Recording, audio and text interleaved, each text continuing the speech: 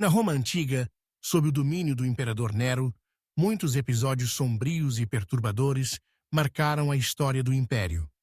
Entre eles, destaca-se a trajetória de Esporo, um jovem cuja vida foi dramaticamente transformada pela vontade e capricho de Nero. Este episódio evidencia não apenas o autoritarismo e a crueldade de um imperador, mas também revela as complexidades e as obscuridades dos costumes e das relações de poder daquele tempo. Já sabe, inscreva-se se é novo, por favor, deixe like. Vamos!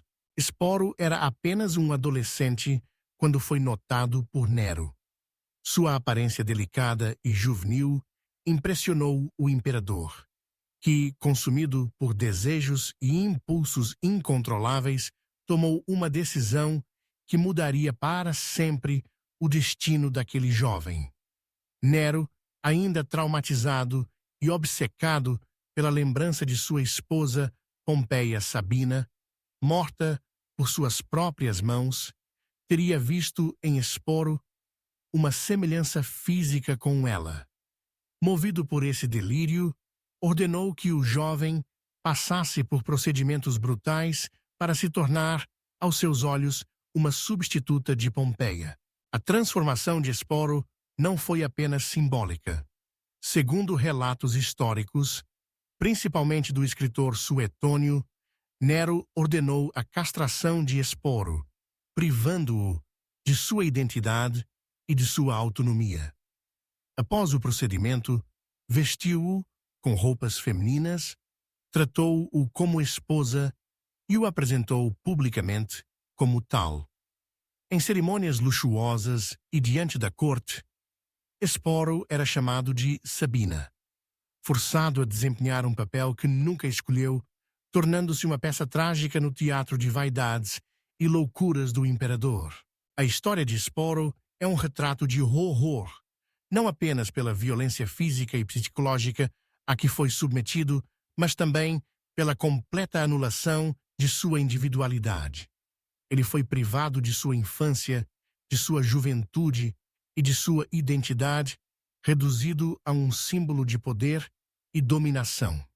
Nero, ao transformar Esporo em uma réplica de sua falecida esposa, demonstrou o quanto estava disposto a ultrapassar os limites da moralidade e da humanidade para satisfazer seus desejos. Mas o horror não se limita ao ato em si. O contexto em que isso aconteceu revela uma sociedade marcada por desigualdades extremas, onde a vontade do imperador era lei e ninguém estava a salvo de seus caprichos. A corte romana, muitas vezes conivente, aceitava tais atrocidades como parte do jogo de poder, alimentando o clima de medo e submissão. Esporo, por sua vez, tornou-se símbolo da vulnerabilidade dos mais frágeis diante da tirania absoluta. O casamento oficial entre Nero e Esporo foi celebrado com pompa e circunstância. O imperador não poupou esforços para tornar pública sua união, desfilando com Esporo em banquetes, festas e eventos oficiais, sempre exigindo que fosse tratado e homenageado como imperatriz. Para a sociedade romana, acostumada a extravagâncias e excessos, ainda assim, aquela situação causava choque e desconforto. Muitos viam naquele ato não apenas uma afronta aos costumes tradicionais, mas também a expressão máxima da decadência moral do regime. Esporo, mesmo diante de todo o sofrimento, pouco podia fazer. Sua vida estava nas mãos de um homem imprevisível, e qualquer gesto de resistência poderia lhe custar a vida. Relatos sugerem que ele permaneceu submisso, cumprindo o papel imposto, enquanto era observado, vigiado e controlado por Nero e seus aliados. Sua existência tornou-se um espetáculo macabro, consumido pelo desejo de um imperador enlouquecido pelo poder. Ao longo dos anos, a história de Esporo foi interpretada de diferentes maneiras. Para alguns, representa o ápice da crueldade de Nero. Para outros, expõe as fragilidades de uma sociedade dominada pela desigualdade e pelo autoritarismo. Em todos os casos, porém, permanece como um alerta sobre os perigos do poder absoluto e do desrespeito à dignidade humana. O horror vivido por Esporo não terminou com a morte de Nero. Após o suicídio do imperador, o jovem foi levado diante de seus algozes, condenado a um fim trágico. Sua morte, assim como sua vida, foi marcada pela violência e pelo desprezo. Esporo foi forçado a tirar a própria vida, encerrando de maneira brutal uma existência moldada pelo sofrimento e pela submissão aos desmandos de outros. O legado dessa história, embora distante no tempo, ainda ecoa em nossos dias. Ela nos faz refletir sobre as consequências do autoritarismo, sobre o valor da liberdade e da autonomia individuais, e sobre a importância de resistir a toda e qualquer forma de opressão.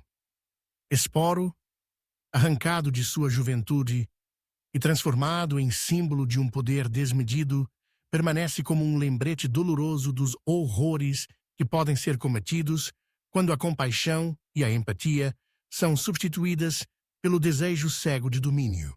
Ao revisitar histórias como essa, somos convidados a olhar para o passado não apenas com horror, mas também com um senso de responsabilidade. Cabe a cada geração aprender com os erros e tragédias do passado, para construir um futuro onde o respeito à dignidade e a liberdade de cada pessoa sejam valores inegociáveis. Que a memória de Esporo não seja apenas um registro de sofrimento, mas um convite à reflexão e à transformação.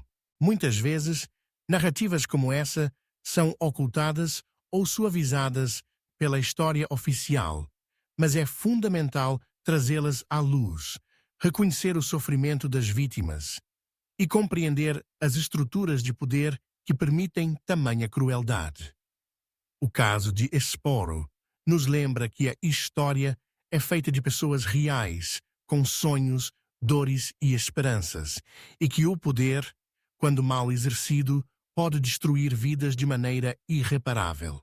Assim, a trajetória de Esporo, sob o comando de Nero, permanece como um dos episódios mais sombrios e inquietantes da história romana. Um jovem arrancado de seu destino, transformado pela força em algo que nunca escolheu ser, submetido ao capricho de um imperador e sacrificado em nome de uma memória distorcida. No próximo vídeo, contaremos a história da falecida esposa do imperador de nome Pompeia Sabina, que ele mesmo sacrificou com as próprias mãos.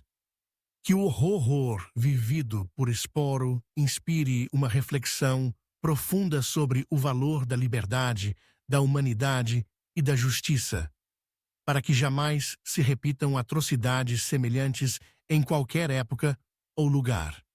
Muito obrigado. Até breve.